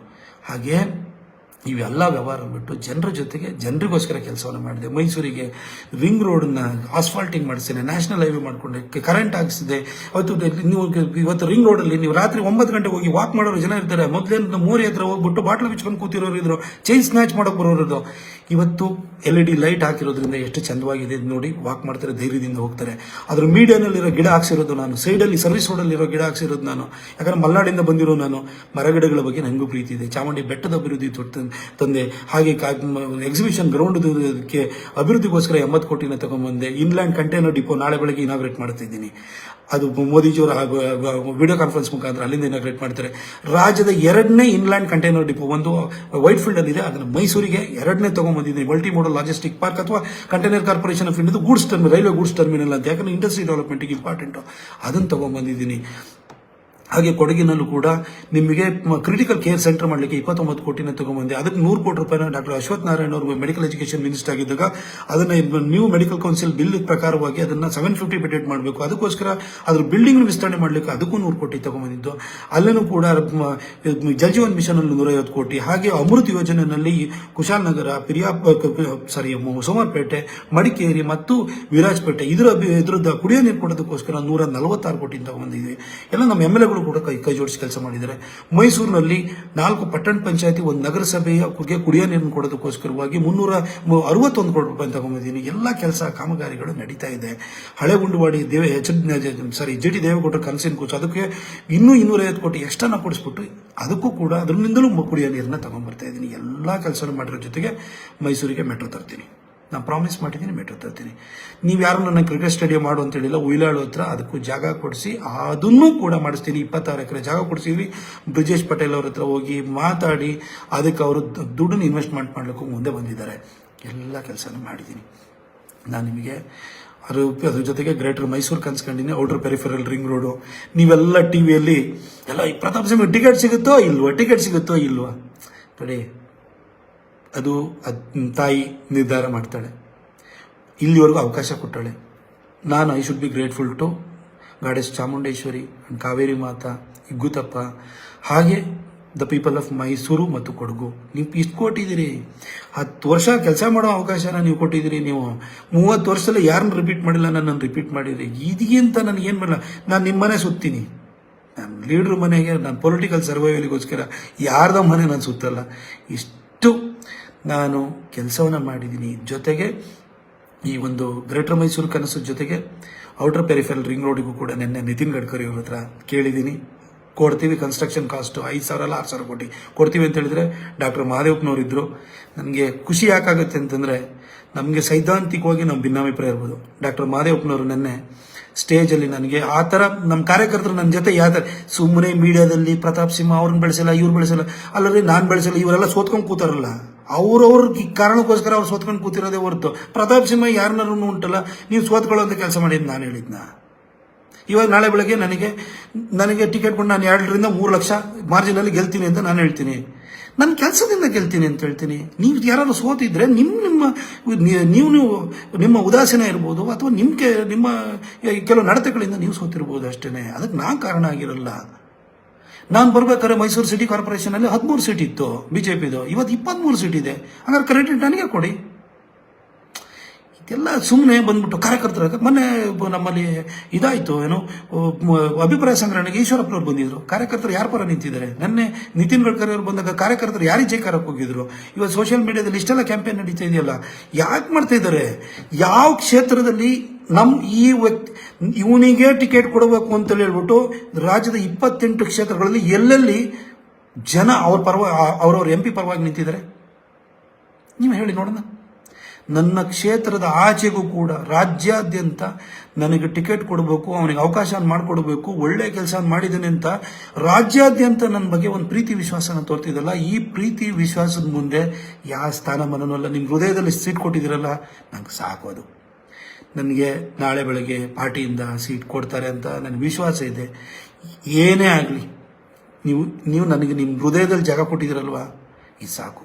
ಎಷ್ಟೋ ಪಾಲಿಟಿಷಿಯನ್ಸು 40 ವರ್ಷ 50 ವರ್ಷ ಪಾಲಿಟಿಕ್ಸ್ ಮಾಡಿ ಅನಾಮಧೇಯರಾಗಿ ಸತ್ತೋಗ್ತಾರೆ. ಏನು ಹೇಳ್ಕೊಳಕ್ಕೆ ಏನು ಸಾಧನೆ ಇರಲ್ಲ. ಏನು ಅವರು ನನಗೆ ಕೆಲವು ಶಬ್ದನ ಹೇಳಕ್ಕೆ ಹೋದರೆ ತಪ್ಪಾಗಿ ಅದನ್ನು ಭಾವಿಸ್ಬಿಟ್ಟು ಮೀಡಿಯಾದವ್ರು ಇದು ಮಾಡ್ತಾರೆ. ಅವ್ರ ಸಾಧನೆ ಏನು ಇರಲ್ಲ. ಅವ್ರ ಸುತ್ತಮುತ್ತಲ ಆಚೆಗೆ ಅವ್ರ ಸಾಧನೆ ಏನೂ ಇರಲ್ಲ. ಜನಕ್ಕೂ ಏನೂ ಇರಲ್ಲ. ಆದರೆ ನೀವು ನನಗೆ ಪ್ರೀತಿ ಕೊಡ್ತಾ ಇದ್ದೀರಲ್ಲ, ಆಯಿತು. ನನ್ನ ಕ್ಷೇತ್ರದ ಆಚೆಗೆ ಎಲ್ಲೋ ಮಂಗಳೂರವರು, ಎಲ್ಲೋ ಉಡುಪಿಯವರು, ಎಲ್ಲೋ ಚಿಕ್ಕಮಗಳೂರವರು, ಎಲ್ಲೋ ಕಾರವಾರದವರು, ಎಲ್ಲೋ ರಾಯಚೂರವರು, ಎಲ್ಲೋ ನಿಮಗೆ ಬಳ್ಳಾರಿಯವರು ಇರ್ಬೋದು, ಎಲ್ಲೋ ವಿಜಯಪುರದವ್ರು ಇರ್ಬೋದು, ಎಲ್ಲೋ ರಿಸರ್ವ್ ಕ್ಷೇತ್ರದವ್ರು ಕೂಡ ನೀ ಬಾ ಅಂತ ಹೇಳ್ತಿರಲ್ಲ. ಅಂದರೆ ನಿಮಗೆ ಪ್ರತಾಪ್ ಸಿಂಹ ನಿಮ್ಮನೆ ಕೆಲಸದವನ ಥರ ಮಾಡ್ತಾನೆ, ದುಡಿತಾನೆ, ಅವನು ಹೇಳಿದ್ದನ್ನು ಮಾಡ್ತಾನೆ, ಅವನಾಗೆ ಹೇಳಿ ಅವನಾಗೆ ಅದನ್ನು ಅಚೀವ್ ಮಾಡ್ತಾನೆ ಅನ್ನೋ ವಿಶ್ವಾಸನ ನೀವು ನನ್ನ ಮೇಲೆ ಇಟ್ಕೊಂಡಿದ್ದೀರಲ್ಲ. ಇದ್ರ ಮುಂದೆ ಯಾವ ಸ್ಥಾನನೂ ಬೇಕಾಗಿಲ್ಲ, ಯಾವ ಸೀಟು ಇದಕ್ಕಿಂತ ದೊಡ್ಡದಲ್ಲ. ನಿಮ್ಮ ಹೃದಯದಲ್ಲಿ ಕೊಟ್ಟಿದ್ದೀರಲ್ಲ ಈ ಪ್ರೀತಿನೇ ಸಾಕು ನನಗೆ. ನಾನು ಅದಕ್ಕೆ ನಿಮಗೆ ತುಂಬ ಜನ ನೀವು ಪ್ರೀತಿಯಿಂದ ನನಗೆ ಟ್ವೀಟ್ ಮಾಡಿದೆ, ಸರ್ ನಿಮಗೆ ಸಿಗಲಿ. ಎಷ್ಟು ಜನ ಪ್ರಾರ್ಥನೆ ಮಾಡ್ತಾರೆ ನನಗೆ, ಸರ್ ಮಾದಾಪುರ ಇದಕ್ಕೆ ಹೋಗಿದ್ದೆ, ನಾನು ಬೆಟ್ಟಕ್ಕೆ ಹೋಗಿದ್ದೆ, ನಿಮ್ಗೆ ಹಾರೈಕೆ ಮಾಡ್ಕೊಂಡಿದ್ದೀನಿ ಸರ್. ನನಗೆ ನನ್ನೆ ಒಬ್ಬರು ಕಾಲ್ ಮಾಡಿದ್ರು, ಘಾಟಿ ಸುಬ್ರಹ್ಮಣ್ಯಕ್ಕೆ ಹೋಗಿದ್ದೀನಿ ಸರ್, ನನಗೆ ಅಲ್ಲೊಂದು ಈಗ ಅರ್ಚನೆ ಆಗ್ತದೆ ಸರ್, ಫೋಟೋ ಕಳಿಸ್ಬಿಟ್ಟು ಪ್ರಾರ್ಥನೆ ಮಾಡ್ಕೊಳ್ಳಿ ಸರ್ ಅಂತ ಹೇಳ್ತಾರೆ. ಎಷ್ಟು ದೇವಸ್ಥಾನಕ್ಕೆ ನೀವು ಹೋಗಿ ನೀವು ಪ್ರಾರ್ಥನೆಯನ್ನು ಇಟ್ಟಿದ್ದೀರಲ್ವ, ನೀವು ಪ್ರಾರ್ಥಿಸಿದ್ರಲ್ಲ ನನಗೋಸ್ಕರವಾಗಿ. ಈ ಪ್ರೀತಿ ಎಷ್ಟು ಜನ ಸಿಗುತ್ತೆ ರೀ ಹೇಳಿ? ಎಷ್ಟು ಜನ MP ಗಳಿಗೆ ಈ ಪ್ರೀತಿ ಸಿಗ್ತಾ ಇದೆ? ಇಷ್ಟು ಕೊಟ್ಟಿದ್ರಲ್ಲ, 10 ವರ್ಷಕ್ಕೆ ಇಷ್ಟು ಪ್ರೀತಿ ಕೊಟ್ಟಿದ್ರಲ್ಲ, 10 ವರ್ಷಕ್ಕೆ ನಿಮ್ಮ ಪ್ರೀತಿ ವಿಶ್ವಾಸನ ನನ್ನ ಕ್ಷೇತ್ರದಾಚೆಗೂ ಕೂಡ ನಾನು ಸಂಪಾದನೆ ಮಾಡ್ಕೊಡಲ್ಲ. ಯಾವ MP ಗೆ ಅವ್ರವ್ರ ಕ್ಷೇತ್ರದಲ್ಲಿ ಜನ ಬಂದ್ಬಿಟ್ಟು ಇವನಿಗೆ ಟಿಕೆಟ್ ಕೊಡಬೇಕು ಅಂತ ಹೇಳ್ಬಿಟ್ಟು ಅವನ ಜಾತಿಯವ್ರ ಆಚೆಗೂ ಕೂಡ ಯಾರು ಬಂದು ಕೇಳ್ತಾರೆ ಹೇಳಿ? ನಾನು ಯಾವತ್ತೂ ಜಾತಿ ಭಾವನೆನೂ ಮಾಡಿಲ್ಲ, ಯಾವತ್ತೂ ಆ ಥರ ಟ್ರೀಟು ಮಾಡಿಲ್ಲ. ನನ್ನ ಪರ್ಸನಲ್ ಸ್ಟಾಫಲ್ಲೂ ಕೂಡ ನಾನು ಯಾರೂ ಜಾತಿಗಳನ್ನ ಇಟ್ಕೊಂಡಿಲ್ಲ. ಎಲ್ಲ ಜಾತಿಯವರು ಇದ್ದಾರೆ ನನ್ನ ಜೊತೆ. ಕುರುಬರಿದ್ದಾರೆ, ಲಿಂಗಾಯತರಿದ್ದಾರೆ, ನಾಯಕರಿದ್ದಾರೆ, SC ಇದ್ದಾರೆ, ನನ್ನ ಜೊತೆ ಕೆಲಸ ಮಾಡೋರು.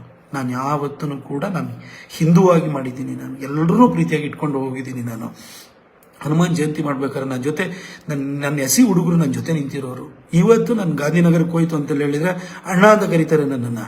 ನಾನು ಅವ್ರ ಮನೆಗೆ ಎಲ್ಲ ರಾಜಕಾರಣಿಗಳು ಕೂಡ ಯಾರ್ದೋ ಮನೆಗೆ ಇದಕ್ಕೆ ಮದುವೆ ಕರೆದ್ರೆ ಮದುವೆಗೆ ಹೋಗ್ಬಿಟ್ಟು ಅವ್ರಿಗೆ ಏನು ಮಾಡ್ತಾರೆ ಅಂತಂದ್ರೆ ಕವರ್ ಕೊಟ್ಬಿಟ್ಟು ಬರ್ತಾರೆ.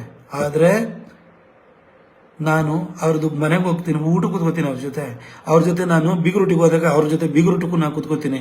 ಅಣ್ಣ ನಮ್ಮ ಜೊತೆ ಬಂದು ಕೂತ್ಕೊಂಡಲ್ಲ ಅಣ್ಣ ಅಂತೇಳಿ ಹೇಳ್ಬಿಟ್ಟು ಯಾರೋ ಬೇಕು. ನನಗೆ ಆ ಥರ ನಂಗೆ ಡಿಫ್ರೆನ್ಷಿಯೇಟ್ ಮಾಡೋಕ್ಕೆ ನನಗೆ ಆಗೋದಿಲ್ಲ. ಯಾಕಂದ್ರೆ ನಾನು ನನ್ನ ಹಾಸ್ಟೆಲ್ ಜೀವನದಿಂದಲೂ ಕೂಡ ನಾನು ಬೇರೆಯವ್ರ ಜೊತೆನೇ ಬೆಳೆದಿದ್ದು. ನನ್ನೆಲ್ಲರೂ ಬೆಳೆಸಿದ್ರು, ಎಲ್ಲ ಜಾತಿ ಜನಾಂಗದ ಬೆಳೆಸಿದ್ದಾರೆ. ಬ್ರಾಹ್ಮಣರುಗಳಂತೂ ತುಂಬ ಜನ ನನಗೆ ಆಶೀರ್ವಾದನ ಮಾಡಿ ಬೆಳೆಸಿದ್ದಾರೆ. ಲಿಂಗಾಯತರಲ್ಲೂ ನನಗೆ ಫಸ್ಟು ನಾನು ವಿಜಯ ಕರ್ನಾಟಕ ಬಿಟ್ಟು ಹೋಗ್ಲಿಕ್ಕೆ ಅಂತೇಳಿ ಹೇಳ್ಬಿಟ್ಟು ನನಗೆ ಉದಯ ಟಿವಿಯಲ್ಲಿ ಕೆಲಸ ಸಿಕ್ಕಿದೆ ಅಂತ ಹೊರಟೋಗ ನನ್ನನ್ನು ತಡೆದುಬಿಟ್ಟು ನಿನ್ನಂತೂ ಇಲ್ಲಿ ಇರಬೇಕು, ಪ್ರಿಂಟ್ ಮೀಡಿಯಾದಲ್ಲಿ ಇರಬೇಕು ಅಂತೇಳಿ ಹೇಳಿ ನನಗೆ ತಡೆದು ನನ್ನನ್ನು ಅಲ್ಲೇ ಉಳಿಸಿದಂಥವ್ರು, ನನ್ನ ಸ್ಯಾಲರಿನ ಇನ್ಕ್ರೀಸ್ ಮಾಡಿದವರು ಮಹಾದೇವಪ್ಪ ಸರ್ ಅಂತೇಳಿ ಹೇಳ್ಬಿಟ್ಟು ನಮ್ಮ ಎಡಿಟ್ರು. ನನಗೆ ವೇದಿಕೆ ಕೊಟ್ಟಂಥವ್ರು ನನಗೆ ವಿಶ್ವೇಶ್ವರ ಭಟ್ರು ಎಲ್ಲ ಸು ರಮಾಕಾಂತ್ ಸರ್ ಅವರೆಲ್ಲ ಇದ್ದರೂ ಕೂಡ ನನಗೆ ಪ್ರೀತಿ ಕೊಟ್ಟಂಥವ್ರು ಯಾರು ವಿಜಯ್ ಸಂಕೇಶ್ವರ್ ಸಾಹೇಬರು, VRLನ ಮಾಲೀಕರು. ಅವ್ರನ್ನ ತುಂಬ ಪ್ರೀತಿ ಕೊಟ್ಟಿದ್ದಾರೆ, ನನ್ನ ಬೆಳೆಸಿದ್ದಾರೆ.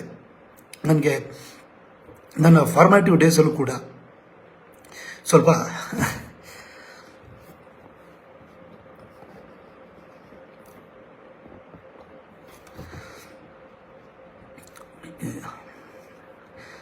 ಅವ್ರ ವಿಷಯದಲ್ಲಿ ಸ್ವಲ್ಪ ಭಾವುಕಾದೆ ಅಷ್ಟೇ.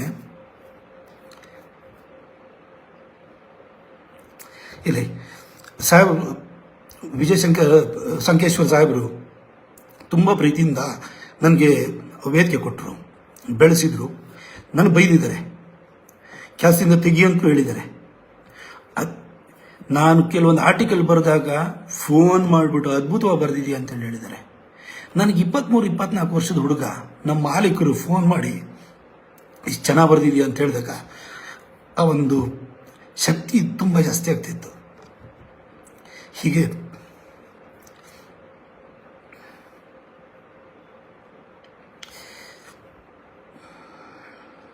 ಇಲ್ಲ, ಏನು ಇವತ್ತೇನು ಭಾವುಕಾಗಬೇಕು ಅಂತ ಇರಲಿಲ್ಲ ನನಗೆ.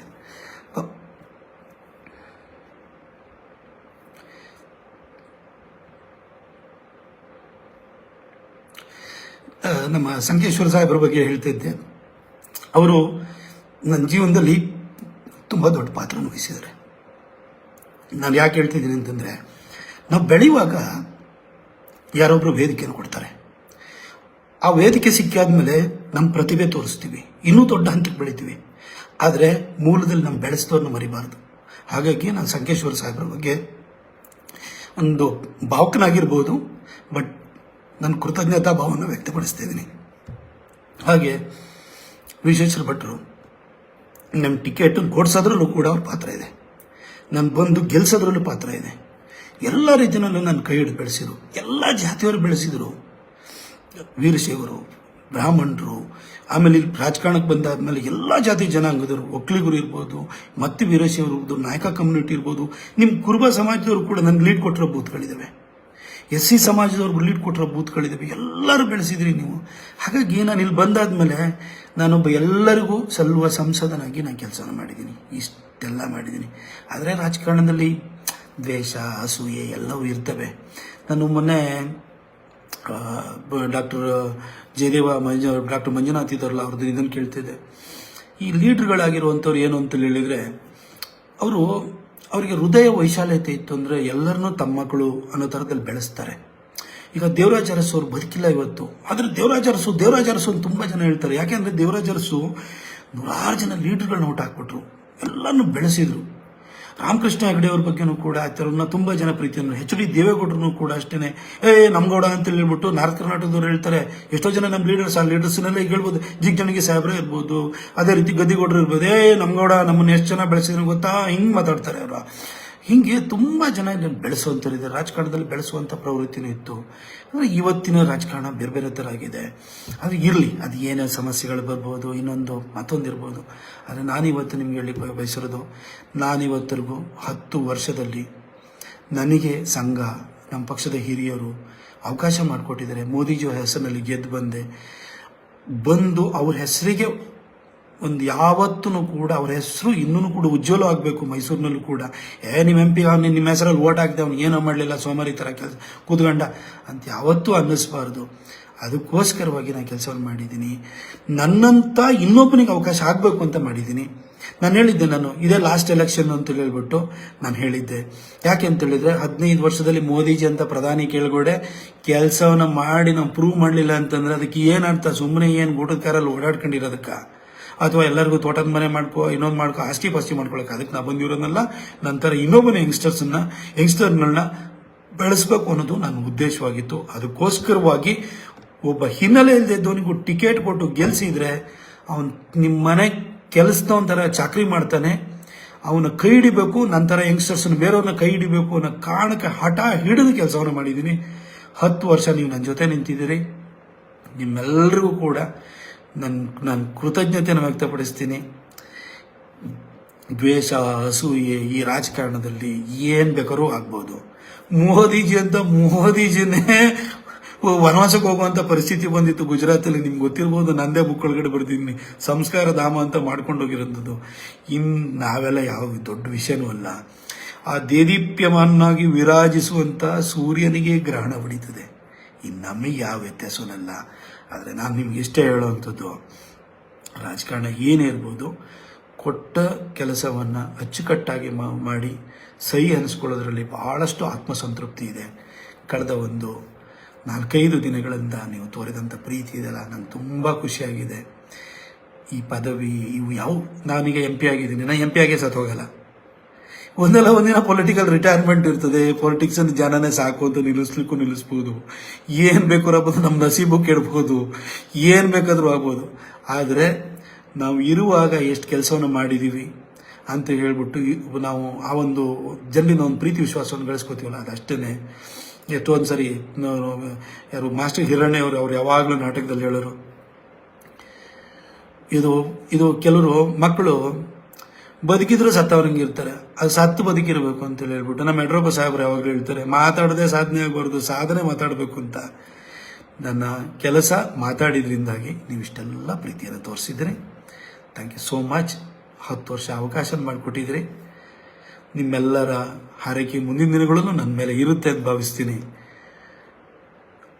ಕೆಟ್ಟವರ ಅಸೂಯೆ ಮತ್ತು ಕೆಟ್ಟತನಕ್ಕೆ ಶಕ್ತಿ ಇದೆ ಅನ್ನೋದಾದರೆ, ಒಳ್ಳೆಯವರ ಹಾರೈಕೆ, ಪ್ರೀತಿ, ಆಶೀರ್ವಾದಕ್ಕೂ ಕೂಡ ದೊಡ್ಡ ಶಕ್ತಿ ಇರಬೇಕಲ್ವಾ? ನಿಮ್ಮೆಲ್ಲರ ಪ್ರೀತಿ, ಹಾರೈಕೆ, ಆಶೀರ್ವಾದ ನನ್ನ ಮೇಲೆ ಇದೆ ಅಂತ ನನಗೆ ಗೊತ್ತು. ಅದು ಕಳೆದ 3 ದಿನಗಳಿಂದ ನೋಡಿದೆ. ನನ್ನ ಎಷ್ಟೋ ಸರಿ ಏನೋ ಒಂದು ಸರಿ ಎಂಥದೋ ನನ್ನ ಬಗ್ಗೆನೇ ಯಾವುದೋ ನನ್ನ ವರ್ತನೆಗೆ ಕೆಲಸ ಮಾಡ್ತಾನೆ, ಆದ್ರೆ ಮೂಡಿಯವನು ಯಾವ ಬೈತಾನೆ ಅಂತ ಗೊತ್ತಿಲ್ಲ ಅಂತ ಹೇಳ್ಬಿಟ್ಟು ನಾನು ಬೈಕೊಂಡು ಓಡಾಡೋರು ಕೂಡ ನನ್ನನ್ನು, ಅಯ್ಯೋ ಅವನಿಗೆ ಮಾತ್ರ ಟಿಕೆಟ್ ಮಿಸ್ ಆಗಬಾರ್ದು, ಅವನು ಒಳ್ಳೆ ಕೆಲಸ ಮಾಡ್ತಾನೆ, ಅವ್ನು ಏನಾರು ಇರಲಿ ಅವನು ಒಳ್ಳೆ ಕೆಲಸ ಮಾಡ್ತಾನೆ ಅಂತೇಳಿ ಅವರು ಫೇಸ್ಬುಕ್ಕಲ್ಲಿ ನನ್ನ ಬೈತಾ ಇದ್ದವರು ಫೇಸ್ಬುಕ್ಕಲ್ಲಿ ಇವನಿರಬೇಕು. ಎಡಪಂಥೀಯರು ಕೂಡ ನನ್ನದ್ರೊಳಗಡೆ ಕೆಲಸ ಮಾಡೋದ್ರಲ್ಲಿ ಕೂಡ ಅವನ್ನ ಮಾತಾಡೋಂಗಿಲ್ಲ, ಅವನಂತ ಎಂ ಪಿ ಇರಬೇಕು ಅಂತೇಳಿ ನೀವು ನನ್ನ ಡಿಟ್ರಾಕ್ಟರ್ಸ್ ಅಂತ ಯಾರು ನನ್ನನ್ನು ಟೀಕಿಸುವಂಥವ್ರು ಕೂಡ ಪ್ರೀತಿಯ ಮಾತುಗಳನ್ನಾಡಿದಿರಿ. ಇದರಿಂದ ದೊಡ್ಡದು ಏನೂ ಬೇಕಾಗಿಲ್ಲ. ಈ ಪ್ರೀತಿ ಸದಾ ಇರಲಿ. ಈ ನಿಮ್ಮ ಪ್ರೀತಿ, ಹಾರೈಕೆ ಅನ್ನೋದು ಮುಂದಿನ ದಿನಗಳಲ್ಲೂ ಕೂಡ ನನಗೆ ವರವಾಗಿ ಇನ್ನೂ 5 ವರ್ಷ ಕೆಲಸ ಮಾಡಲಿಕ್ಕೆ ಅವಕಾಶವನ್ನು ಕಲ್ಪಿಸ್ತದೆ ಅಂತ ಹೇಳಿ ನಾನು ಖಚಿತವಾಗಿ ವಿಶ್ವಾಸನಿಟ್ಟಿದ್ದೀನಿ. ನಿಮ್ಮ ಪ್ರೀತಿ, ವಿಶ್ವಾಸ, ಹಾರೈಕೆ ಇದೇ ತರಲಿ. ಇನ್ನು 5 ವರ್ಷ ನಿಮ್ಮ ನಿರೀಕ್ಷೆಗೂ ಮೀರಿ ಕೆಲಸವನ್ನು ಮಾಡಿ ನನ್ನ ಕ್ಷೇತ್ರದ ಜೊತೆಗೆ ಇಡೀ ರಾಜ್ಯಾದ್ಯಂತ ಓಡಾಡಿ ಒಳ್ಳೆಯ ರಾಜಕಾರಣಕ್ಕೆ ಬರಬೇಕು. ನಂತರ ಯಂಗ್ಸ್ಟರ್ಸ್ ಬರಬೇಕು, ಎಜುಕೇಟೆಡ್ಸ್ ಬರಬೇಕು. ನಾನು ಅವ್ರ ಪರವಾಗಿ ನಾನು ಕೆಲಸ ಮಾಡ್ತೀನಿ. ನನ್ನದೇ ಆದೊಂದು ಪಡೆ ಕಟ್ತೀನಿ. ಹೊಸ ಒಂದು ರಾಜಕಾರಣನ ಪ್ರಾರಂಭ ಮಾಡೋಣ. ನಮ್ಮ ಜೊತೆ ಕೂತ್ಕೊಂಡು ಮೋದಿಜಿಯವ್ರು ಎಷ್ಟು ದೇಶಕ್ಕೆ ಒಳ್ಳೆ ಕೆಲಸ ಮಾಡ್ತಿರಲ್ಲ, ಆ ಮೋದಿಜಿಯವ್ರದ್ದು ಒಂದು ದೊಡ್ಡ ಸಪೋರ್ಟ್ ಗ್ರೂಪನ್ನು ಮಾಡೋಣ. ರಾಜಕಾರಣದಲ್ಲಿ ಬದಲಾವಣೆ ತರೋಣ. ನಮ್ಮ ಕರ್ನಾಟಕ ಒಂದು ಅದ್ಭುತವಾದ ರಾಜ್ಯ, ಎಲ್ಲ ರೀತಿಯ ರಿಸೋರ್ಸ್ಗಳಿರುವಂಥ ಇಡೀ ದೇಶದ ಏಕಮಾತ್ರ ರಾಜ್ಯ ಅಂತಂದ್ರೆ ಅದು ಕರ್ನಾಟಕ. ಈ ಕರ್ನಾಟಕನ ಬೇರೆ ದೊಡ್ಡ ಲೆವೆಲ್ಗೆ ನಾವು ತಗೊಂಡೋಗ್ಬೋದು. ಅದಕ್ಕೋಸ್ಕರ ಯಂಗ್ಸ್ಟರ್ಸ್ಗಳಿಂದ ಮಾತ್ರ ಅದು ಸಾಧ್ಯವಾಗುತ್ತೆ. ನಾವೆಲ್ಲ ಸೇರಿ ಕೆಲಸ ಮಾಡೋಣ. ನಿಮ್ಮಂಥವ್ರ ಕೈಗೆ, ಯಂಗ್ಸ್ಟರ್ಸ್ ಕೈಗೆ ಈ ರಾಜ್ಯದ ರಾಜಕಾರಣನೂ ಕೂಡ ಸಿಗಬೇಕು. ನಿಮ್ಗೆ ಒಳ್ಳೇದಾಗಬೇಕು. ನಿಮ್ಮಂಥವ್ರ ಜೊತೆ ನಾನೊಬ್ಬ ಮೆಂಟರ್ ಆಗಿ ಮುಂದಿನ 5 ವರ್ಷ ನನ್ನ ಕ್ಷೇತ್ರದ ಕೆಲಸಗಾರನಾಗಿಯೂ ಮಾಡ್ತೀನಿ, ಜೊತೆಗೆ ರಾಜ್ಯದ ಪ್ರತಿ ತಾಲೂಕಲ್ಲೂ ಕೂಡ, ಪ್ರತಿ ವಿಧಾನಸಭಾ ಕ್ಷೇತ್ರದಲ್ಲೂ ಕೂಡ ನಂತರ ಯಾವುದೇ ಹಿನ್ನೆಲೆ ಇಲ್ಲದೆ ಇದ್ದಂಥವರು ರಾಜಕಾರಣಕ್ಕೆ ಅವರ ಶಿಕ್ಷಣ, ಅವರ ಈ ಟ್ಯಾಲೆಂಟಿನ ಬಲದಿಂದ ಬಂದು ನೀವು ಕೂಡ ಬದಲಾವಣೆ ತರುವಂತಹ ಒಂದು ವಾತಾವರಣ ಕಲ್ಪಿಸಬೇಕು. ಅದಕ್ಕೋಸ್ಕರ ನಿಮ್ಮ ಜೊತೆ ಕೆಲಸ ಮಾಡ್ತೀನಿ. ಊರೂರಲ್ಲಿ ಹನುಮಾನ್ ಜಯಂತಿನೂ ಮಾಡೋಣ. ಹನುಮಂತ ಯಾರ ಭಕ್ತ ಆಗಿದೆ? ರಾಮನ ಭಕ್ತ ಇದೆ. ಆ ರಾಮನ ಒಂದು ಆದರ್ಶ ಏನಿದೆಯಲ್ಲ ಅದಕ್ಕೆ ಅನುಗುಣವಾದಂತಹ ಒಂದು ಆಡಳಿತ ವ್ಯವಸ್ಥೆನ ಬರಬೇಕು. ಅದಕ್ಕೆ ನಿಮ್ಮ ಜೊತೆ ಎಲ್ಲ ಜೊತೆ ನಾನು ಕೈ ಜೋಡಿಸಿ ಕೆಲಸ ಮಾಡ್ತೀನಿ ಅಂತ ಹೇಳ್ತಾ, ಮುಂದಿನ ದಿನಗಳಲ್ಲೂ ನಿಮ್ಮ ಹಾರೈಕೆ ಹೀಗೆ ಇರಲಿ. 1 or 2 ಡೇಸಲ್ಲಿ ಟಿಕೆಟ್ ಅನೌನ್ಸ್ ಆಗ್ಬೋದು. ಅದರಲ್ಲಿ ನಿಮ್ಮ ಪ್ರೀತಿ, ಹಾರೈಕೆ, ಆಶೀರ್ವಾದ, ನಿಮ್ಮ ಪ್ರಾರ್ಥನೆ ಆ ದೇವರಿಗೆ ಕೇಳಿಸಿ ನನಗೆ ಟಿಕೆಟ್ ಸಿಕ್ಕಿ ಇನ್ನು 5 ವರ್ಷ ಕೆಲಸ ಮಾಡಲಿಕ್ಕೆ ಅವಕಾಶ ಆಗುತ್ತೆ. ಕೊಡಗಿನ ಕಾವೇರಿ ತಾಯಿ, ಬೆಟ್ಟದಲ್ಲಿ ಕೂತಿರುವ ತಾಯಿ ಚಾಮುಂಡೇಶ್ವರಿ ಹಾಗೂ ಇಗ್ಗುತಪ್ಪ ದೇವರು ಹಾಗೂ ನಾನು ನಂಬಿರುವಂತಹ ಎಲ್ಲ ದೇವರುಗಳು ಕೈ ಹಿಡಿತಾರೆ. ನಿಮ್ಮ ಪ್ರಾರ್ಥನೆಗಳು ಫಲವನ್ನು ಕೊಡ್ತವೆ ಅಂತ ಹೇಳಿಬಿಟ್ಟು ನಾನು ಭಾವಿಸ್ತಾ, 10 ವರ್ಷ ನಾನು ಕಾರ್ಯಕಾಲವನ್ನು ಕಂಪ್ಲೀಟ್ ಮಾಡೋ ಹಂತಕ್ಕೆ ಬಂದಿದ್ದೀನಿ. ಅದಕ್ಕೋಸ್ಕರ ಈ ಹಂತದಲ್ಲಿ ಇದೊಂದೇ ಫೇಸ್ಬುಕ್ ಲೈವ್ ಮಾಡೋವಂಥದ್ದು. ಹಾಗಾಗಿ ನೀವು ಇಷ್ಟು ದಿನ ನನ್ನನ್ನು ಕೈ ಹಿಡಿದು ಬೆಳೆಸಿದಿರಲ್ಲ, ಆಶೀರ್ವಾದ ಮಾಡಿದಿರಲ್ಲ, ಟೀಕೆ ಮುಖಾಂತರವೂ ನನ್ನನ್ನು ತಿದ್ದಿದಿರಲ್ಲ, ಅದಕ್ಕೋಸ್ಕರವಾಗಿ ನಿಮ್ಮೆಲ್ಲರಿಗೂ ಒಂದು ಥ್ಯಾಂಕ್ ಮಾಡಬೇಕು ಅಂತ ಹೇಳಿಬಿಟ್ಟು ನಾನು ಈ ಫೇಸ್ಬುಕ್ ಲೈವ್ ಮಾಡಿದ್ದೀನಿ. ಯಾವ ಕಾರಣಕ್ಕೂ ಅಲ್ಲ. ಜೊತೆಗೆ ನನ್ನ ಸಂಕೇಶ್ವರ ಸಾಹೇಬ್ರ ಬಗ್ಗೆ ನಾನು ಯಾವತ್ತೂ ಹಿಂಗೆ ಓಪನ್ ಆಗಿ ಹೇಳಿರಲಿಲ್ಲ. ಸಾಹೇಬ್ರ ಬಗ್ಗೆನೂ ಕೂಡ ನಾನು ಒಳ್ಳೆ ಮಾತಾಡಬೇಕಿತ್ತು. ನನ್ನ ವೇದಿಕೆ ಕೊಟ್ಟಂಥವ್ರು ನನ್ನ ವಿಶ್ವೇಶ್ವರ ಭಟ್ರು, ನಾವು ಇವ್ರಿಗೆಲ್ಲರಿಗೂ ಕೂಡ ಧನ್ಯವಾದವನ್ನು ಹೇಳಬೇಕಿತ್ತು. Thank you so much. ನಿಮ್ಮ ಪ್ರೀತಿ ವಿಶ್ವಾಸ, ನೀವು ನಿಮ್ಮ ಹೃದಯದಲ್ಲಿ ಜಾಗ ಕೊಟ್ಟಿರೋದಕ್ಕೋಸ್ಕರ ಸದಾ ನಾನು ಬದುಕಿರೋವರೆಗೂ ಕೂಡ ಅದನ್ನು ಧನ್ಯತೆಯಿಂದ ನೆನಪು ಮಾಡ್ಕೊಳ್ತೀನಿ. ಈ ಕಳೆದ 4 ದಿನಗಳು ನೀವು ನನ್ನ ಬಗ್ಗೆ ಎಷ್ಟು ಪ್ರೀತಿ ಇಟ್ಟಿದ್ದೀರಿ ಅನ್ನೋದು ನನ್ನ ಹೃದಯಕ್ಕೆ ತಟ್ಟಿದೆ. ಈ ಪಾಲಿಟಿಕ್ಸ್ ಅನ್ನೋದು ಥ್ಯಾಂಕ್ಲೆಸ್ ಜಾಬ್, ಎಷ್ಟು ಕೆಲಸ ಮಾಡಿದ್ರು ಬಯಸ್ಕೊಳ್ಳೋ ತಪ್ಪಲ್ಲ ಅಂತ ಅಂದ್ಕೊಂಡಿದ್ದೆ. ಆದರೆ ನನ್ನ ಟಿಕೆಟಿಗೆ ತೊಂದರೆ ಆಗ್ತಾಯಿದೆ ಅಂತ ಗೊತ್ತಾದ ಕೂಡಲೇ ನಿಮ್ಮೊಳಗಿನ ಪ್ರೀತಿ ಅನ್ನೋದು ಜಾಗೃತವಾಗಿ ನೀವು ನನಗೆ ಒಂಥರ you showered love on me. ನನ್ನ ಮೇಲೆ ಅಷ್ಟು ಪ್ರೀತಿಯ ಮಳೆಯನ್ನು ಸುರಿಸಿದಿರಿ, ಪ್ರಾರ್ಥನೆಗಳ ಮಳೆಯನ್ನು ಸುರಿಸಿದಿರಿ. ನೀವು ನನ್ನ ಜೊತೆ ನಿಂತಿದ್ದೀರಿ. Thank you so much. Good night. ನಿಮ್ಗೆ ಒಳ್ಳೆಯದಾಗಲಿ. ತಾಯಿ ಚಾಮುಂಡೇಶ್ವರಿ, ಕಾವೇರಿ ತಾಯಿ ನಿಮ್ಮೆಲ್ಲರಿಗೂ ಕೂಡ ಒಳ್ಳೇದು ಮಾಡಲಿ. ಮುಂದಿನ ದಿನಗಳಲ್ಲೂ ಕೂಡ ಒಟ್ಟಿಗೆ ಸೇರಿ ಕೆಲಸ ಮಾಡೋಣ. ಕೊಡಗಿನ ಜನಕ್ಕೆ ನಾನು ಮತ್ತೊಂದು ಸರಿ ಹೇಳ್ತೀನಿ, ಮುಂದಿನ 5 ವರ್ಷ ಮೈಸೂರಿಗಿಂತಲೂ ಜಾಸ್ತಿ ನಿಮಗೆ ಒತ್ತು ಕೊಟ್ಟು ಕೆಲಸ ಮಾಡ್ತೀನಿ. ಮೈಸೂರು ಭಾಗದಲ್ಲಿ ಪಾರ್ಟಿ ವೀಕ್ ಆಗಿದ್ದರಿಂದಾಗಿ ಇಲ್ಲಿ ಜಾಸ್ತಿ ಟೈಮನ್ನು ಸ್ಪೆಂಡ್ ಮಾಡಿ ಕೆಲಸವನ್ನು ಮಾಡಿದ್ದೀನಿ. ಇಲ್ಲೂ ಪಕ್ಷ ನೀವು ಲೀಡ್ ಕೊಡ್ತಾ ಇದ್ರಿ. ಈ ಸರಿ ಮೈಸೂರಲ್ಲೂ ಕೂಡ ಕನಿಷ್ಠ ಅಂದರೆ 1.5 ಲಕ್ಷ ಲೀಡ್ ತಗೊಳ್ಳೋಷ್ಟು ಮಟ್ಟಕ್ಕೆ ಇಲ್ಲಿ ಪಾರ್ಟಿನಲ್ಲಿ ನಾನು ಕಟ್ಟಿದ್ದೀನಿ. ನನ್ನ ಕೆಲಸದ ಮುಖಾಂತರವಾಗಿ ನಾವೆಲ್ಲ ಒಟ್ಟಿಗೆ ಸೇರಿ ಮೋದಿಜಿಯವ್ರನ್ನ ಪ್ರಧಾನಿ ಮಾಡೋಣ. ದೇಶಕ್ಕೆ ಒಳ್ಳೆಯದಾಗಬೇಕು, ನಮ್ಮ ಕ್ಷೇತ್ರಕ್ಕೆ ಒಳ್ಳೆಯದಾಗಬೇಕು. ಕ್ಷೇತ್ರಕ್ಕೆ ಒಳ್ಳೆಯದಾಗಕ್ಕೆ ನಾನು ನೀವು ಒಟ್ಟಿಗೆ ಕೆಲಸ ಮಾಡೋಣ. Thank you so much.